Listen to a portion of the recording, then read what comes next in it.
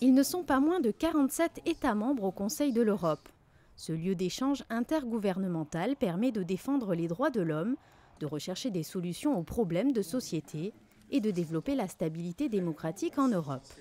La principauté intègre le Conseil de l'Europe en 2004, une adhésion significative, surtout pour faire connaître et reconnaître sans cesse les spécificités de la principauté. C'est très important et un des gros avantages d'être représenté au Conseil de l'Europe, et on a des représentants du Conseil national très efficaces et très visibles, c'est aussi de défendre les spécificités de Monaco dans cette enceinte. Parce que c'est vrai qu'on est petit, le pays étant tout petit, avec des spécificités très particulières qui sont mal comprises la plupart du temps par l'ensemble des autres pays. Il est important d'être sur place pour pouvoir défendre nos particularités.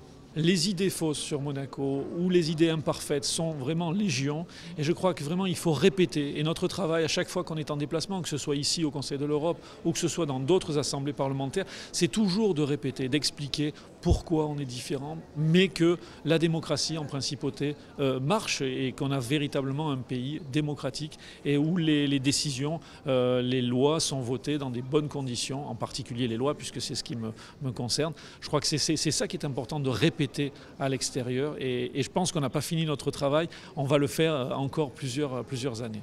Malgré une grande diversité, les petits États aspirent à une reconnaissance unanime de leur rôle et de leur présence au niveau international.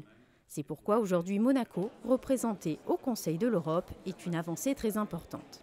C'est très important puisque 47 États, l'Europe au sens large est représentée au sein du Conseil de l'Europe. C'est dans cette organisation que sont créer la plupart et améliorer les situations dans les États, surtout dans les nouveaux États d'Europe.